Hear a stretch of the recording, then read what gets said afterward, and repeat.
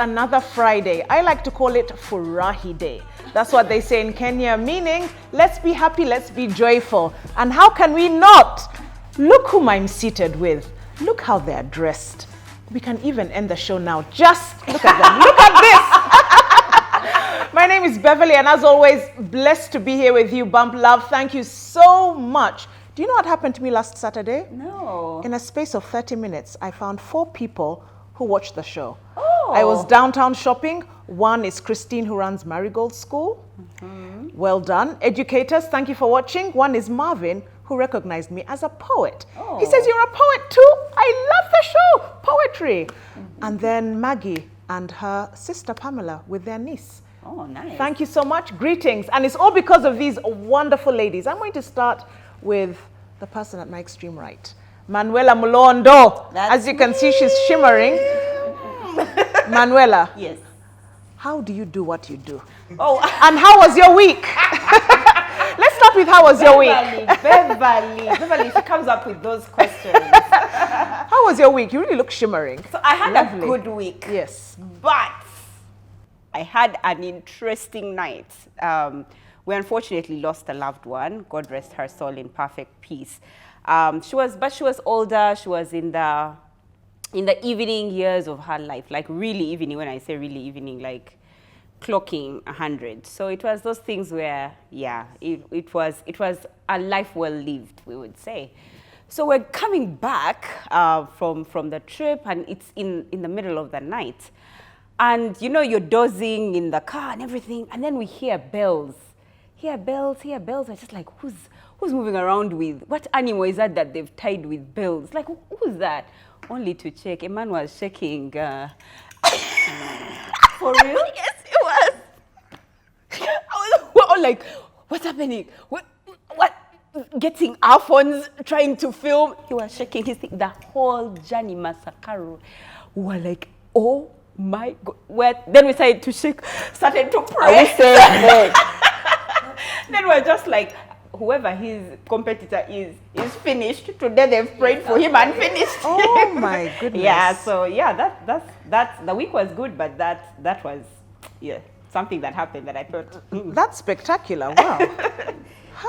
Barbara, how was your week? Great. Yesterday I attended a friend's 50th birthday party. His parents were there and they were celebrating their 50th wedding anniversary. Oh yeah. What a combination. It was beautiful, yes. It was really nice to be around friends and family and the warmth. Yes. And of course, you know, parents. Yes. You always have wisdom to give. Yeah. So when the parents got the microphone, they were just giving the rest of us advice, nuggets on, guys, we made 50 years and this is how we did it. Oh my goodness. It was really wonderful. I love the way you talked about parents and wisdom, because today we have the most perfect parent to pass on that wisdom. I believe. Permit me, grant me this honor to introduce our special guest. Today is Furahi Day, didn't I say that? Yes. Our guest today, and thank you for honoring us, is Professor Maggie Kigozi. Professor Maggie Kigozi. Again. First Vice Chancellor of Nkumba University. Chancellor. Yes, Chancellor of Nkumba University. First Ever. Please, medical doctor, philanthropist, businesswoman. You served at the helm of Uganda Investment Authority for over a decade. Yes. A mother, a grandmother, her years of wisdom. Just tick off the calendars, because this is going to be wonderful. Get your notebook ready. We told you before. You are so welcome to the show. Thank you, You Beverly. are so welcome. When we decided to talk about raising successful children, Manuela immediately said, who else? Professor Maggie Kigozi. Immediately I called you. I said, oh my goodness, yes, you're the perfect person. May I please ask, how are you today and how was your week? I am very well. Yes. My week was, well, we did have a funeral, celebrate 20 years since my firstborn brother, Paddy Blick, passed away. So luckily his children who are in the UK and their mother were here. And so we didn't have much time to arrange it, but it went very well. The whole family came together. And yes, so, you know, extended family, just as important as the nuclear family. That's powerful. Yes. You've already shared so much. Notebooks and pens ready, extended as important as the neutral. Yes. We're trying to balance that as dynamics. I want to know. Well, I like babe, to. how was your week? Yeah. Oh! Sometimes as a host, you want to I was ready to dig in. How was my week?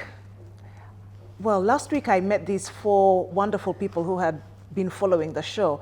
And it's so amazing. One was a poet, immediately recognized my voice. We're downtown shopping for clothes. Yeah. You're the poet on Bump Love. You're the poet on Bump Love. I'm also a poet. Wow. That was so crazy.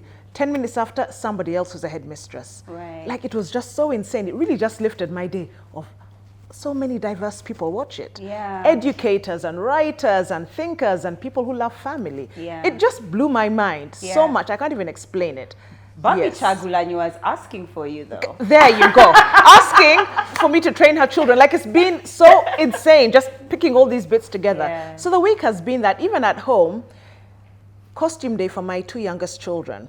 I was looking for a firefighter costume, and I found a t-shirt downtown which had fire chief. How exact can one get a red t-shirt with fire? So it's been such a great day, connecting so many dots of my life. It's been a great week. Yeah, thank you for asking. Thank you for asking. Today's different. So you were talking about so much, children, neutral family, extended family. Before we delve deep, I want to give a teaser to get to know the other side of you. I think you're always on serious platforms and people are, you know, singing hymns, ready for you. All right, here's one for you. Why is 6 afraid of 7? Oh my. Babe. Why? 6 afraid of 7? Yes. Because it's bigger than him. Ah, good. 7. I like that. Barbara, why is 6 afraid of 7? Manuela is Googling. Same answer as Professor. Right. Manuela, why is 6? Give a longer answer. Manuela was a genius in mathematics. So why is... Yes, you are. I'm very good at learning what they're teaching us on the blackboard. They're asking us. Why is 6 afraid of 7? Like that. The same reason truth is called naked. Because 7, 8, 9. I know, it's so annoying. It's so close and so annoying. Because 7, 8, 9. It's infuriating, isn't it? Is it annoying? 8. 7, 8, 9. 7, 8, 9. It's so annoying because it's simple and it's just... It's one of the first riddles I ever crammed, like from the age of 7 years old, literally. Yeah. And so it's been in my memory. Riddles. Parenting. Are we ready to learn? Yes, let's do it. Raising successful children. All of us have children whom we feel could learn so much. They're successful in their own right, but they have not yet achieved accolades the way your children have. And I want to know first, I know Engineer Friedrich, you had a beautiful life together, and he passed away suddenly in 1994. From what I've heard of your stories, your life was so beautiful and you raised 3 wonderful children. When you started a family together, did you and your husband have any notion of what you really wanted? What was your desire for your children as a young couple? We were a young couple, quickly fairly successful. Yes. It was less competitive in our times. There were less. Yes. I mean, the graduates at Makerere would be 1,000. Oh my goodness. Now, every year, last year, we graduated 12,700. Oh my goodness. So you can see the kind of competition you guys have. Yes. But as a doctor and as an engineer, my husband, we had great jobs. So so the potential was there. Yeah. And what would we want for our children? To have the same education and ability to get education, which was what we wanted for them. We hoped we'd raise good people because we felt we were good people. We knew what was right, what was wrong, and that's what we did. So we actually were a good example to kids to look at as a couple. We behaved ourselves, I think. That's important. Nowadays, when you look at, gender-based violence, you look at family disturbances, it's not good for the children. Yeah. So if you're raising children, what do they see when they see mommy and daddy so that they will want to be a mommy or a daddy? later on in their lives. I don't think we thought it out in the way that I'm putting it, as though we discussed it around a table. We didn't. But because we had been lucky to have been brought up well, to have been given opportunities for education, and you know, we always had things enough. We were not rich. Well, my husband was the son of a chief, and 2 chiefs actually, 2 brothers who loved one another and took the children all in. So he was a little more privileged than I was, but you know, we had good lives ourselves, and we therefore took this on into our own families to make sure that the children get everything that we got, and even better if we can. I think that's the ambition of any parent. Yes. So they embodied your own behavior. Yes. It's I'm going to go back and check myself. Every time I hear something like that, I'm like, what did I do? Whom did I scream at today? How did I leave the room? But thank you. No, thank you for sharing. Yeah, I absolutely love how you've come from a place where you know why it worked. You recognize and you acknowledge it. And you recognize why other people it might be much harder, but I respect that about your journey, because many people don't want to celebrate when they have for lack of a better word, a leg up. They have more steps ahead than other do. But that said, you know, you are a sportswoman, a philanthropist, vice chancellor, a medical doctor, an entrepreneur, amongst other things. Like even I'm going like, you know, that's a lot. Did you ever consider yourself successful, and therefore think to yourself that your children, your definition of success for them would be something in line with that, or not? Or what did that look like for you? What did success look like for you and for your children? Success for me was to do the things I wanted to get for my children. That was the most important one. Could I educate them as best I could? And I think I did. I tried. I went into debt. I managed to get them through universities, international universities. I did fail a little bit with Navio. Navio did get a place as well. The other kids, because they were Turi in Kenya, went to British schools. Now, come Navio, I couldn't afford anymore. My daughter's school fees as a medical student was huge in the UK, although she had a scholarship, partial scholarship. And so I couldn't afford to take Danny, although he did get a place. He actually got a 50% scholarship to a school in UK. But our company was young. My husband had passed. We were trying to run Pepsi Cola in Uganda. It needed to grow. The company needed to grow. We were not able to pick a salary or pick any money from a company that needed to bring new machinery, new this, new that, hire more people, market better. So I didn't have the money. So I put him second choice to South Africa. And surprisingly enough, that was the best thing for a hip hop artist that could happen. Wow. Can you imagine hip hop in a school, a Christian school in the UK? No. They would have squashed it straight away. But South Africa, they love hip hop. They protect their artists. He was so popular. He was invited to all kinds of things, and he was protected by the thug. What you'd call the thugs. Yeah. They look after their own. Yeah. You are our so nothing's happening to you. We are taking you and we are bringing you back. So that kind of thing. And then also hip hop here was very young. It was older there. So he was able to participate with all these others. So yes, I didn't get what I would have wanted for him, but the alternative was even better. So keep your mind open. May we name your children for those who are they? Yes. Well, there is Dr. Michelle Nabaka. Yes. Kigozi. She is a doctor in Abu Dhabi now. Yes. Great career. And she was also involved in the business that you run as a family. Fred Kigozi runs the business. In 2005, he was the UTL brand manager. Yeah. And now he manages the business and he manages Navio. Who is Navio? Born Daniel Lubwama Kigozi. And I watched an interview where he was talking about how he got the name Navio. Yes. He was playing basketball and I used to say avion, which means plane or bird in French. And so the name Navio came up. We always thought it was a stage name.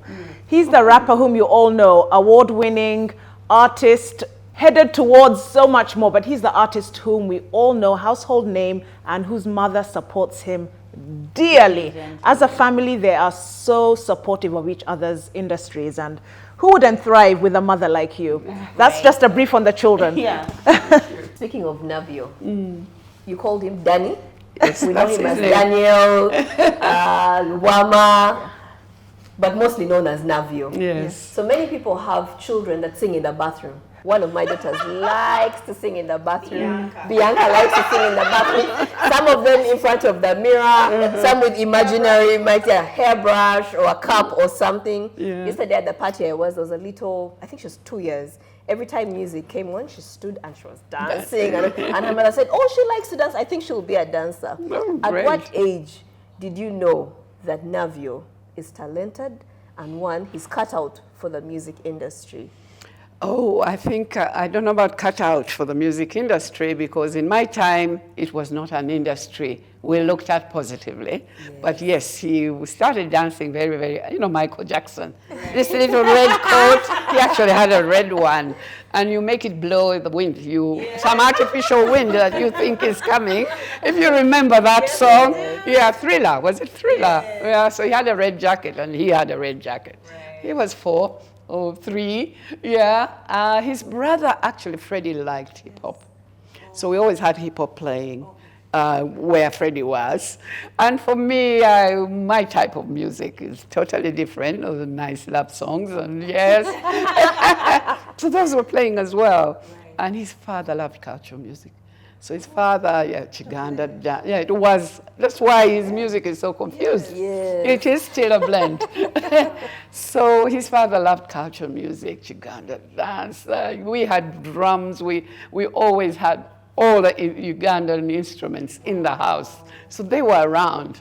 And of course, we would go and attend a few things that where you would actually see. So that was his background. He became serious, I think, when he met the 4 Clear Cut. Yes.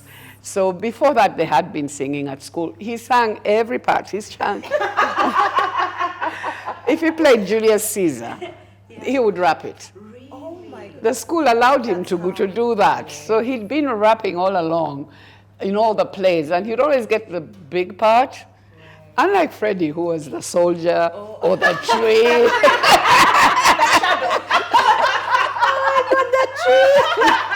So Navio was hip-hopping, rapping the prime minister's role in the big plays that they did. He was singing, and yes, so throughout school, which was boarding school, and met some of his friends there. Abba Lang, who was one of Clear Cut Group. But when they came back here in the holidays, they met the myth, Tom Mayanja. Yes. It's very weird. They did not meet Tom Mayanja in the family. But we grew up with Stephen, Tom's dad, and we also were good friends with his wife. But we never knew Tom. And so they just picked one another up, only to discover, actually, we have a long history. His dad is my brother's best friend, Arthur Blake. And so, so Tom joined the group, and then they found JB, also from somewhere, I don't know where, the same school, I guess. And they set up this little group. This little group started they got to support him. Danny he's friendly, people like him. So Hope Mukasa was my neighbor down there, makes him his first song. You are in the right environment. Like everything is just making sense. Sense around us. So Hope Mukasa, and then allows him at Sabrina's to go and, you know. Those karaoke, I think, on Friday nights? Yes. Yeah. That's how we reveal our age. Really? I like music, that's how I know. You know. So karaoke every now and then, and Hope was so supportive. His children went to school with with Freddie and the others. So there he met Steve Jean. Steve Jean was recording with Hope Mukasa. Yeah, really it was. So it was being in the right place with the right attitude and willing to learn. And yeah, the next thing I hear, Mom, we need to go to South Africa to receive our award. You have got to be joking. What do you mean?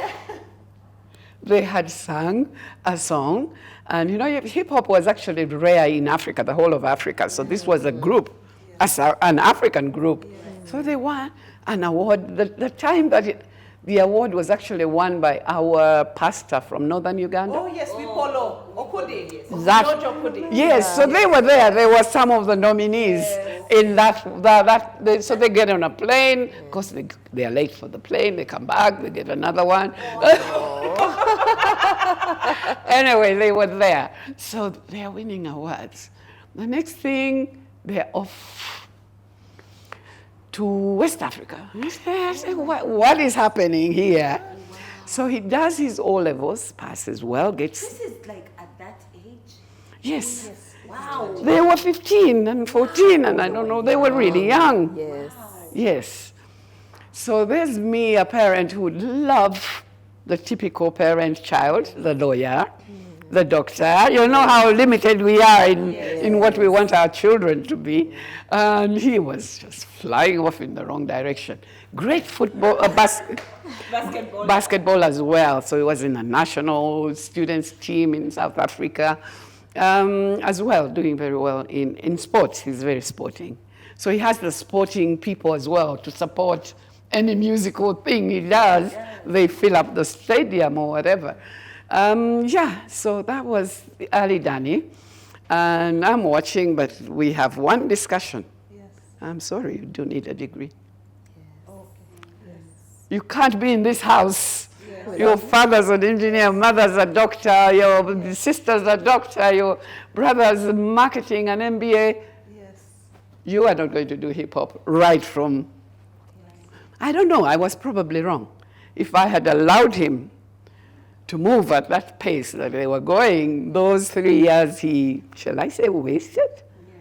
Doing his degree. But I don't agree, it's not wasted, because that degree gives him the intellect, the ability to do hip-hop at a different level, to deal with people at a different level. He's educated. And you demystify that hip-hop artists don't have. Let them have some form of formal education. So you raise the bar. And what he did was very relevant. He did IT and communication. Wow. Yes. Perfect. Yes. So, yeah. So that was Danny's evolving into music. Yes. Because there'll be so many parents watching that are probably struggling with the same decision. Yes. I want my child to be a doctor, an engineer, an architect, have a career, but they're seemingly moving towards something different. They're in the creative industry. Yes. Why did you support Danny's choice to go into music? I don't think I had any choice in the matter. He would have done it anyway. Wow. He would have done it anyway. So our role was to try and help him do it better.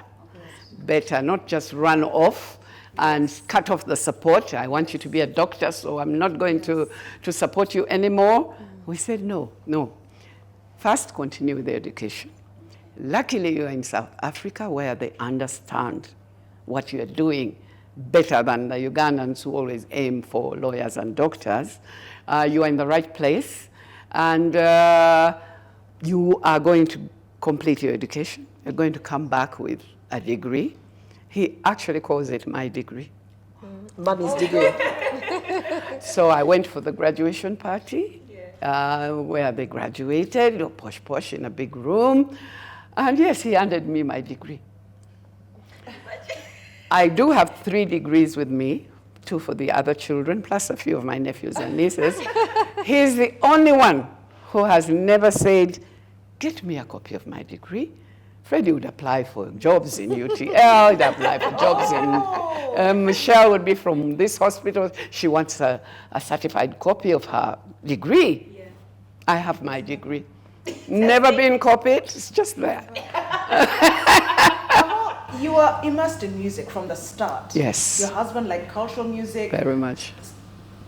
Hamukasa was down the road, and I imagine you have listened to and danced to and sang alongside your son, yes, as he's on stage or when the music is playing on radio. Yes. Do you have a favorite song, or is it like asking who your favorite child is? It is a little bit difficult, yes. Yes, it's difficult because, yes, there's so many that have done really, really well. And you know about music, it's that particular point in time, this song comes in, and it's a banger for the season. And then maybe a few quiet ones, and then something else comes in. But personally, my favorite is One and Only. Baby, you're my one and only. Only. That was like 10 years ago. Yeah, that was a long time ago. But the ones that really made a difference, there's the very first one. That's the award-winning one I'm talking about with Juliana. Yeah.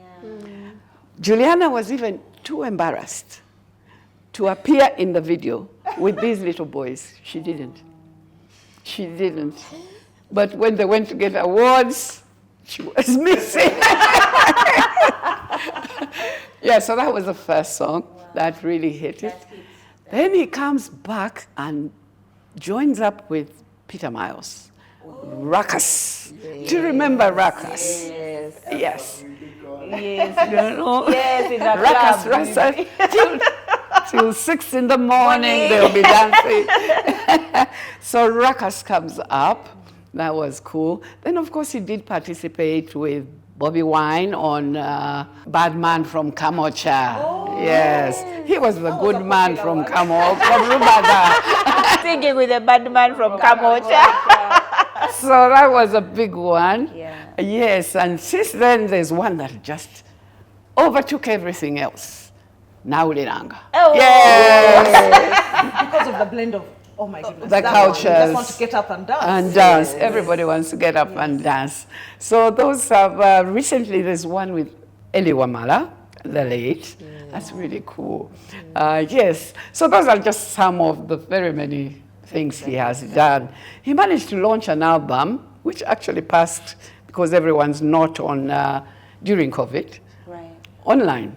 Oh. He launched an album online that I think is particularly good, but because it was online, nobody noticed, you know. But yeah, so during COVID, he was able to sit up there on television and launch an album. Wow. Which was also an innovation that was then taken on by many other people. Wow. Yeah, so those are some of the special ones. ones. Thank you for sharing. So, I mean, we can sit here and talk about Danny all day. Yes. But I also know that you have 2 other wonderful children that are doing exceptionally well. And so let's put Danny on the side for a while. And let's talk a bit about, I particularly like Michelle. Oh. As a doctor, but also Fred, their journey of success is different. Yeah. Theirs is not out there. It's not full of accolades, and it's not full of, we've seen you and you're wearing this big shirt and you're hip hop and you're, you know, cool and all of these things. But their success is kind of like a quiet success. Yeah. So tell us about, let's just start with Michelle. Michelle was the perfect big sister for Navio. Oh. She was 5 years older. Yeah. I would say she was his second mother. Wow. She looked after even the mother of Freddie, who was older than her by 2 years. She's that kind of person. Oh, right. She takes in everybody around her. She looks after every Ugandan in her school she was in. she would make sure they were fine. Wow. That would be her role. And so she has that. And she's just got a baby. Oh. Yeah. A boy, and he's 5 months old now. Just sitting, maybe. Belatedly, yes. So she's over, you know. Over the moon. Yeah, she is really. But of course, she's been looking after Navio's 4. Yeah, like we all do. Our children, those are we all share them. Yes. So Michelle is the brilliant one in class. She always do very well academically. And, you know, when she came to me and said, you know, Mom, I want to be a doctor like you. Wow. How old is she? She was, this would have been at her O-levels, like 16, something like that. She wanted to be a doctor. I had been a doctor I worked for 17 years as a doctor.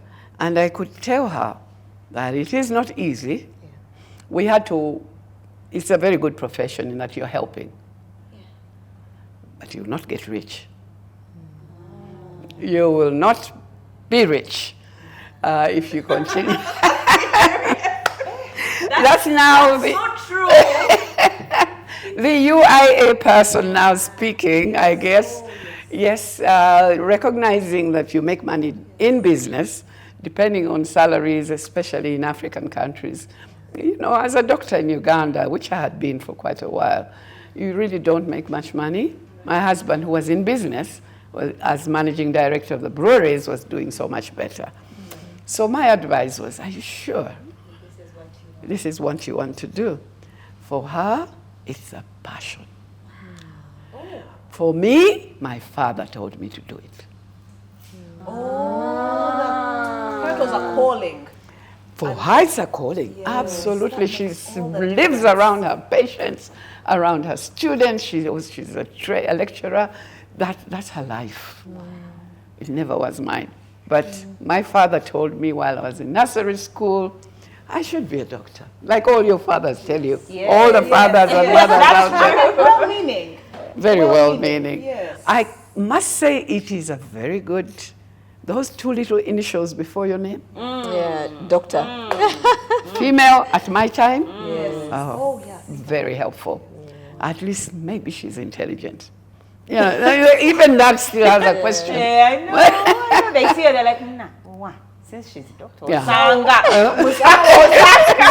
So your degree was your dad's, just like Navio's is yours. Yeah, but mine, it was mine because it was his. Yeah.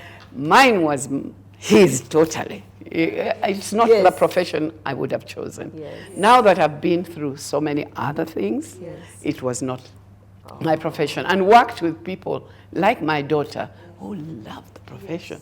My classmates, oh, you go. I will do even your duty. I will do it. That's the kind of passion doctors have that I never had. Yeah, I was good at what I do. I would treat my patients. I have good customer care, very much even for the patient. So I would do my best. But the passion that a calling like that requires, I never had. So, but my daughter does. So she's doing really well. She's now an intensivist, intensive care. She looks at those. That's real passion. That is passion. Intensive, because intensive is such a thin line between life and death. And that means any time you're going towards a death, that's so very painful and so critical. Yes. For you to say, I want to make a difference in that room, knowing how critical it is. That's real passion. It is. And she's very good at what she does. Wow. Yes. So she's doing well. She also loves teaching. So she's in a hospital in Abu Dhabi where they teach medical students, young doctors, nurses. Yeah. So she's happy. She was married, and she now has the one baby. Oh, wow. Yes. What is one life lesson she has learned from critically ill patients, who in ICU especially, you know, when they have an epiphany about life? Yes. Is there any life lesson, something she always reiterates? Yeah. She reiterates the fact that you need to know And she's very strict about that with her students. You need to learn.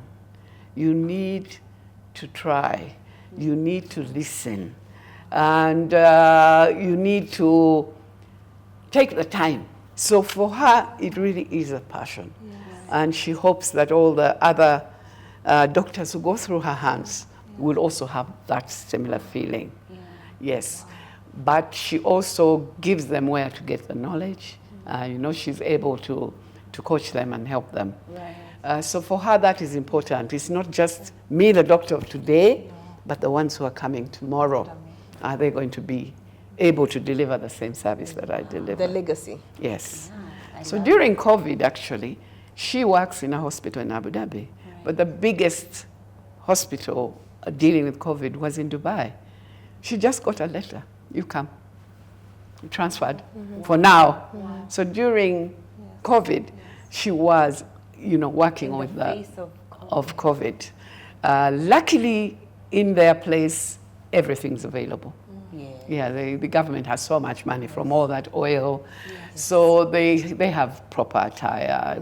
So we're not so worried like you would be. Here is their mask, is their sanitizer. But there everything was available, so she was able to go through that phase and be able to go back home now to where her husband was. Yeah. And you've been at the helm of supporting her in that area.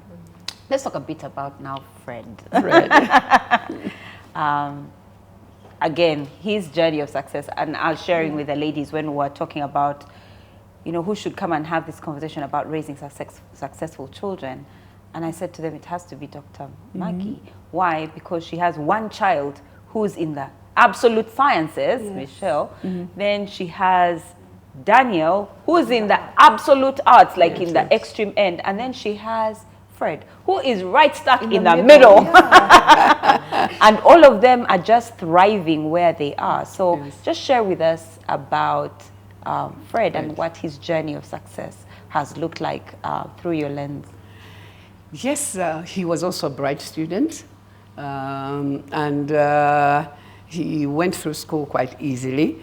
He was a great sportsman. Oh. A very fast runner, very good tennis player. All of them, actually. Michelle's an excellent runner. So sports for us as a family. Yeah, that's inherited. Yes. And from both sides. Yeah. My husband was a Uganda cricketer. His brother, Samuel Usimbi, is very well known. Yes, I do know Samuel. That's everyone knows Samuel. Yes. That makes sense. Yes. Okay. So sports, we are all particularly gifted, I think, to be sportsmen and women. So Freddie was really good at sports, wherever he was. He also easily made friends. He has, his character is, Michelle gets a little hot and angry. Like the big sister, that's any big sister. Yeah, you need to look after the other two. He was able to go through all the way. Unfortunately, he was a little older when his father passed. So Danny was only 9. Michelle would have been 14, just in senior 1. And Freddie was doing his A-levels, I think. So he couldn't even come for the funeral when his father passed because he was doing exams, in the UK. So for him, it hit him a little harder than the others. Definitely than Danny, who was so much younger, that the fact that his father wasn't there anymore, and they, I guess, had been close. So he went on to do his business. He did English first, so he's a good communicator, and then went into business. He did his MBA in Australia, and then came back and worked in Dubai. So he's worked in a few places. And then back here as well, until he decided that, let's go into business now. Wow. So he initiated business in the family? No. His father left a few things. Yes. I took over Crown Beverages, so I was doing that part. But we also have land, we also have now farms, so Freddie has taken that up. Wow. Yeah. He's running the construction that Mr. Molondo helped us to launch. He's the one promoting our building, and he's actually done very well. But so the other businesses that, you know, we had pieces of land, maybe for the community out there who might have pieces of land, especially us in Uganda, we own land, and you don't know what to do with it. You're busy with your 8 to 5 job every day. We planted trees. Yeah, plant tree on any piece of land. Then it's protected from squatters, and you don't have to worry about it, and you will get some money at the end. It's not, takes a long time though. You have to be very patient to get that money. 6, 8 years, or maybe 18, even if it's pine, and you know. But eventually it comes. So that's what we did to start with. Now because Freddie is now back and Freddie is free, we are now going into other businesses. In construction, we have a farm, coffee mainly, but also trees, also food. Wow. We grow food. And I particularly focused on food during COVID. It was such a sad time with Ugandans begging for beans and posho. And we have land, you know? Yes. Fill it with matoke, fill it with cassava, potatoes, beans. People can eat. Yes. So, but also you make your money. You sell it to them and don't give it away. And then we have another piece of land, so we have a palm oil project. We've planted palm oil. And Fred manages that. Fred manages that, and he's going to run you were looking at agritourism there. So there will be the palm, but also it's on an island, beautiful beach. Yes, so it's beautiful. As well. Yes. I keep saying wow because, you know, many times when we have businesses that are, you know, successful business entrepreneurs, their children never usually want to be a part of the business. So to think that for you in your success story, while you have a musician who's doing wonderful and getting accolades, and you have a doctor who's saving lives, you also have one of your children invested in one of your family. It's truly a blessing. And for me, it's like the perfect definition of success, because you kind of get to test. It's like you're on a buffet of success in all areas. You have the child with you, because very many parents have different definitions of success. Some is, as long as my children come and work in my business, I'm good. She gets it. As long as my child is getting accolades for their, she gets it. As long as my child is saving lives and changing the world, she got that. Give me grandchildren. Give me grandchildren. That's fine. They are giving her. It's truly amazing.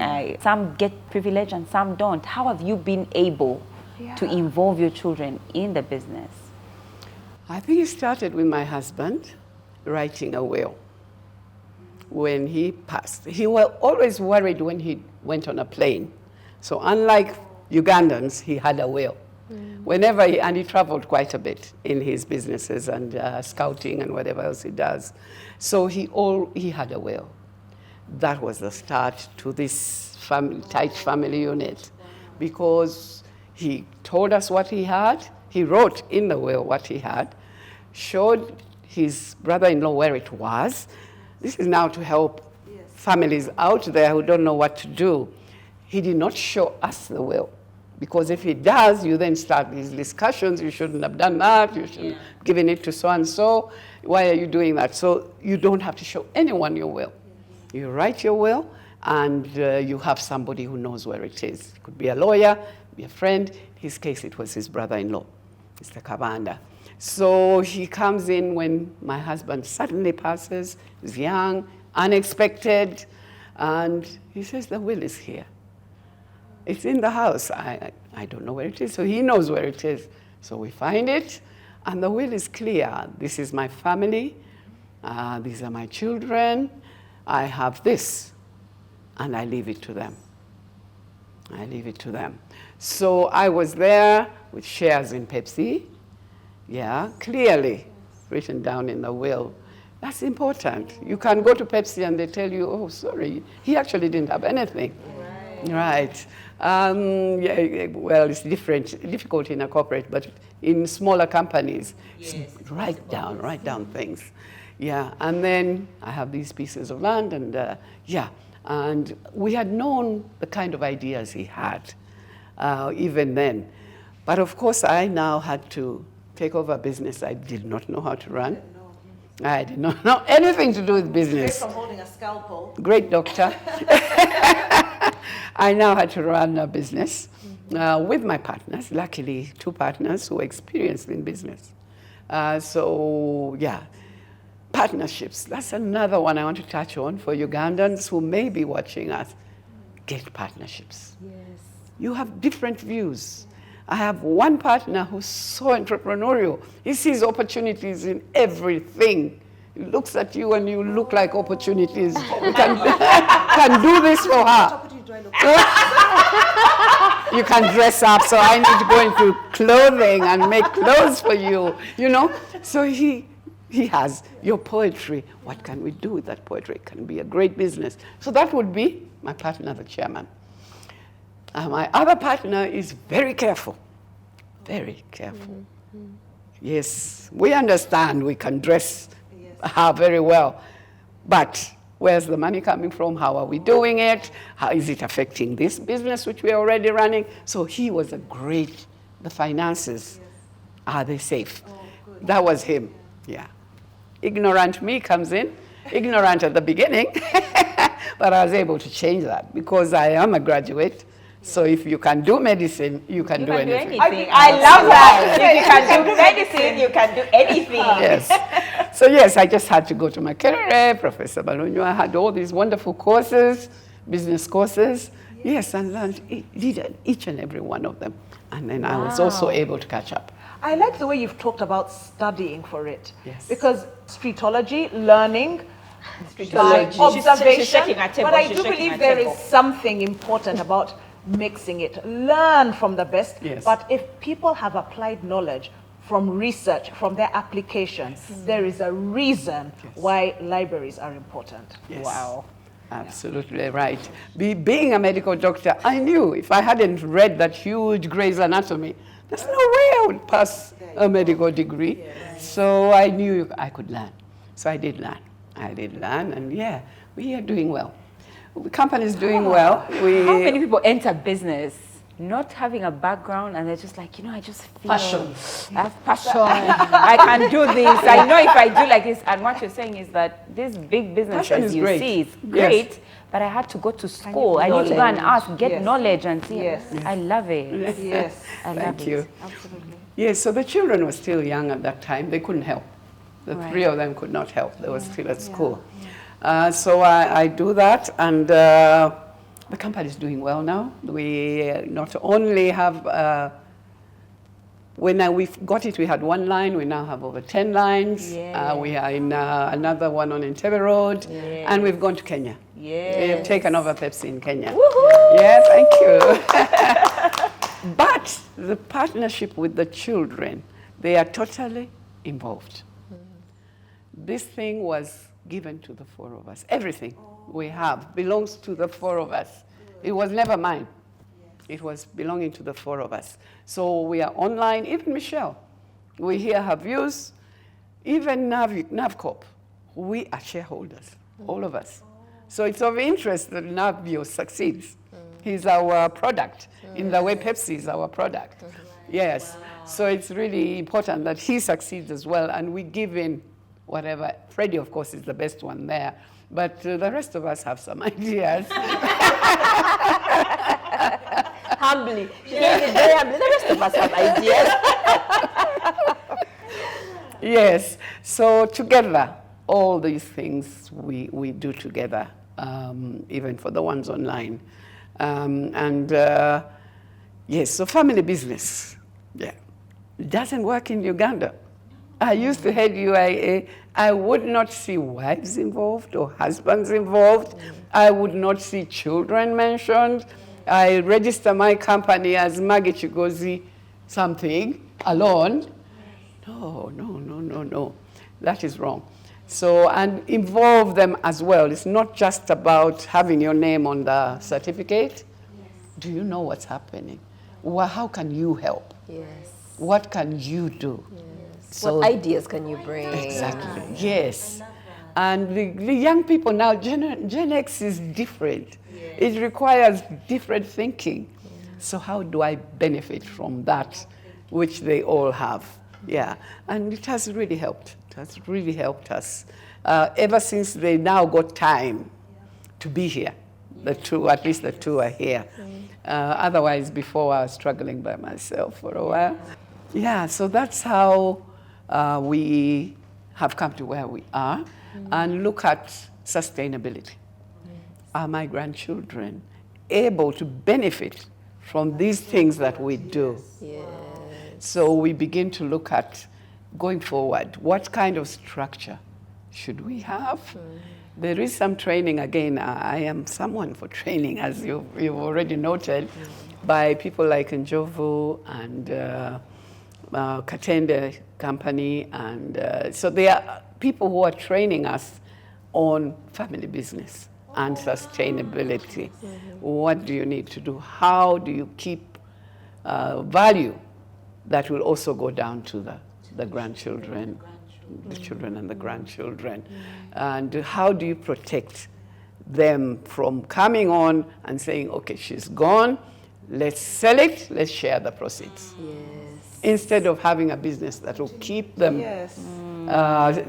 having some income. But also forever. keep them together. When you're working together on something, Yes. it also binds you. Binds you. Yes. Yes. We hear a lot, though, of those that don't bind. They're That's fighting true, for this and the other. unfortunately. That is unfortunate. Yes, yes. Wow. Yeah, so that's where we are as a family, planning for today, but also tomorrow and in the future. How are we going to be able to retain the capital that my husband and I, we all put our we used to work, both of us. So that's another one that doesn't happen. Right. Yeah, yeah. Tables as comfortable. Women are not putting money with their husbands. No, they are not, which is unfortunate. Private investment, secret investment. Secret investment. I remember my mother-in-law had the classical one. My husband's mother, he had two fathers, so it's okay. He had two mothers as well. So one of the mothers, she used to grow a lot of matoke and all that. She'd sell it, and she built a house. So he annoys her one day. I don't know what the details were. She packs up her things and moves. He comes back, where's my wife? She's not here.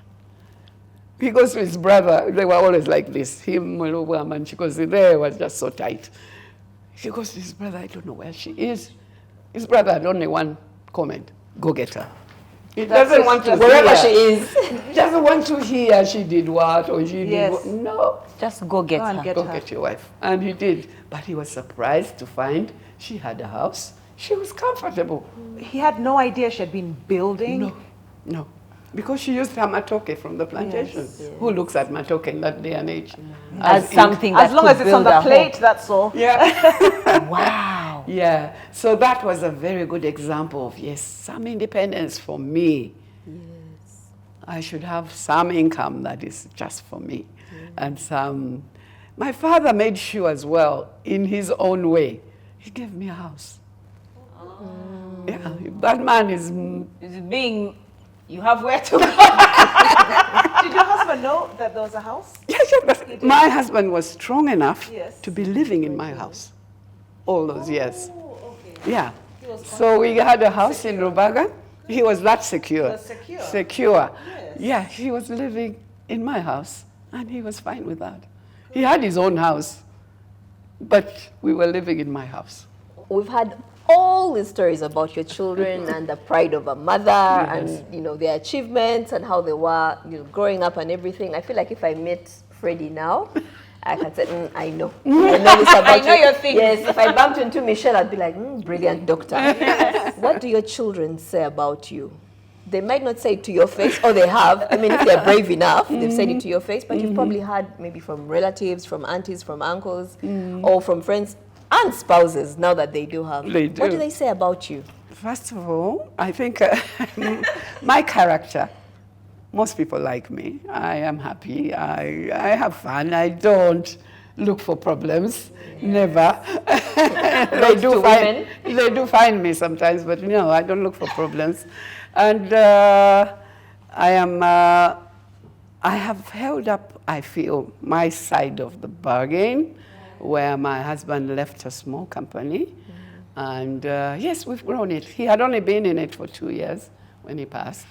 So over the last 30 years, we have it. So the children do appreciate. They were not there. They were young.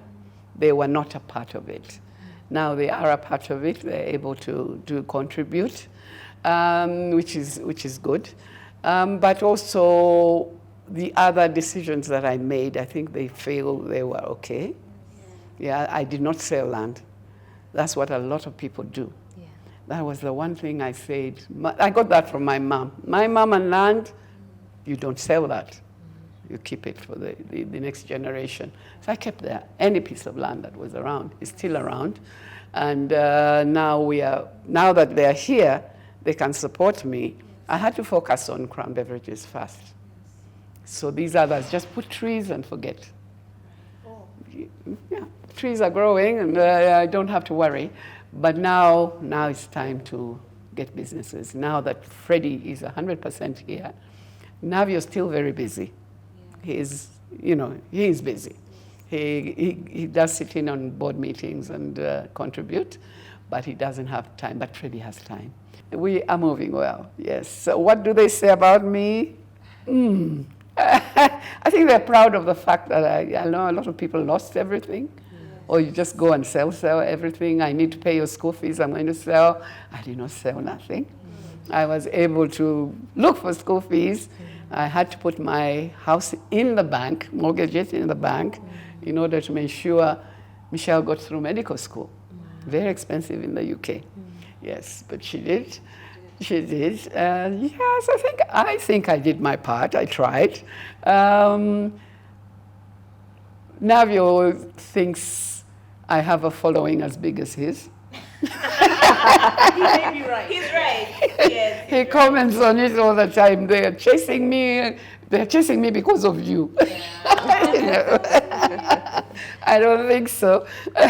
So yes. So even the young generation, I do a lot of work with the youth, with the scouts, with the women, and with business. You've shared so deeply, so generously, and we are moved. Really, it's been quite the journey learning about you this close.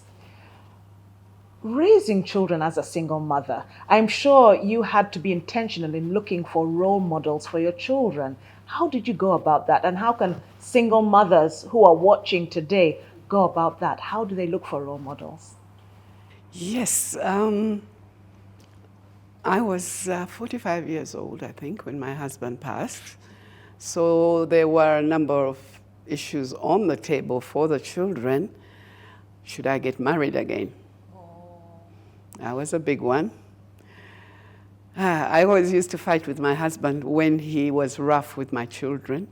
And I knew if it was someone else, that would be terrible. So I thought, no, I think this one, I will not do for the sake of my children. Yeah. Not that I met anybody who was halfway suitable, who looked like my husband. Halfway. Not even half. Couldn't get even half. Yes, my husband was a very difficult act to follow. So I wasn't, I definitely couldn't find anybody that I would feel could be a father. Because even before you were my husband, can you be a father to my children? So that question was really difficult. I spoiled my children no end, so I can imagine. So that one was off the table, but what can I do? Luckily, we have a huge extended family. My brothers, Paddy Bleak, Arthur Bleak, I had 2 younger ones as well. They was great role models. These are motocross champions, you can imagine. So they were great role models. But also on the side of my husband, I made sure the family was tight. Yeah, my sisters-in-law, Mr. Kabanda was the one I knew my husband trusted. He He was an in-law more than anyone else. So Mr. Kabanda, we kept him close. Samuel Usimbi, cricketer, fantastic cricketer, and the other brothers. So they had male actual relatives.